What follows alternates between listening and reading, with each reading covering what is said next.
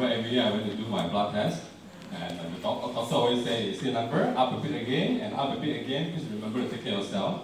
I'm no better in health, right, man? Let's be healthy. Good morning, brothers and sisters, and my name is Boon. I'm from Parents Ministry. Communion is a time for us to remember our Lord Jesus Christ, who willingly went to the cross for us more than 2,000 years ago. Before we all partake the bread and wine this morning, I would like to read from the passage from Matthew chapter 16, verse 21. Matthew 16, verse 21. The Bible reads, "From the time on, Jesus began to explain to his disciples that he must go to Jerusalem and suffer many things at the hands of the elders, of the chief priests, and of the teachers and of the law, and that we must be killed, and on the third day be raised to life." As a human being, none of us can actually predict our own suffering or death, even if we would foresee the next 24 hours. I believe we would do everything possible to avoid pain, danger, or even loss. The thought of knowing how we would suffer or to die would be terrifying. Yet Jesus was different. He not only knew what would happen to him, he spoke openly about it.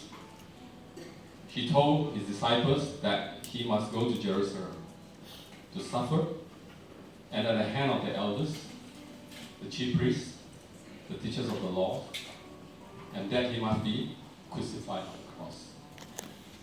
And then the third day, to be raised to life. This was not a speculation, it was a certainty. In fact, in the book of Matthew alone, Jesus predicted his death not one time but 3 times. We just read from Matthew 16 and 17 and 20. Each time the message was clear. The cross was not interruptions to his missions. The cross was mission itself. Jesus understood that his suffering and death were part of the God's plan for the salvation of mankind. It was fulfillment of prophecy spoken in the book of Isaiah 53 and Psalm 22 itself. I would like to share a bit of experience to help us to reflect on this a little bit. For the past 15 years, and I have been involved a lot with running.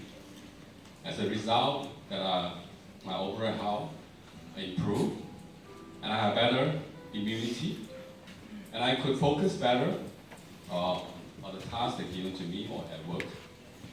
And I enjoy training and discipline, and also a sense of achievement when I participate in those runs and trainings. And I was able to finish every runs, some marathons, some trail runs, and some I set up in a year. But, well, except one. In year 2024, I remember during a sign up of 50K trail run at Kemensa, and I lost my balance and I slipped on the wet rock while running downhill.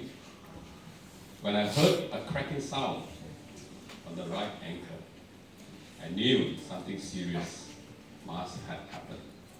Sure enough, my right ankle was fractured, and I was stranded in the middle of the jungle, in the middle of the race.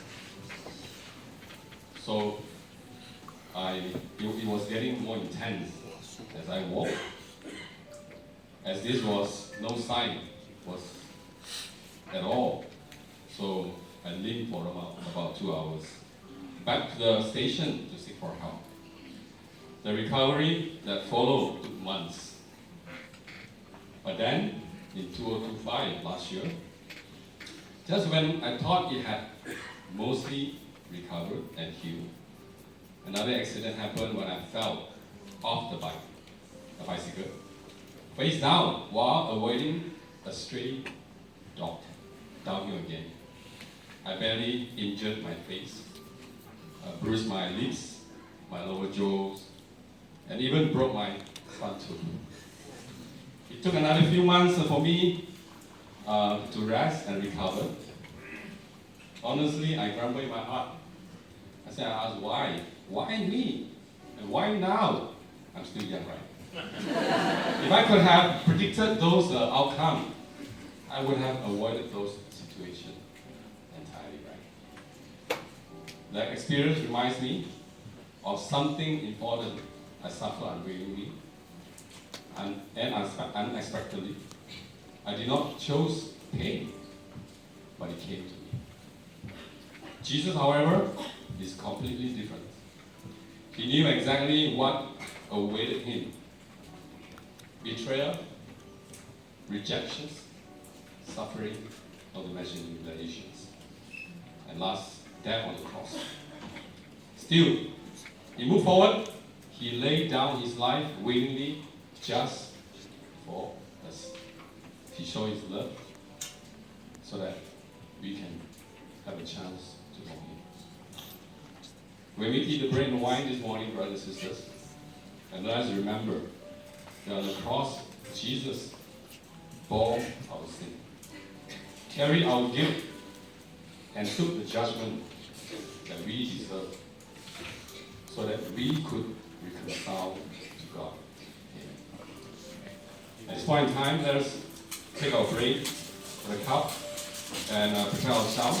Let's have a short moment of meditation before we all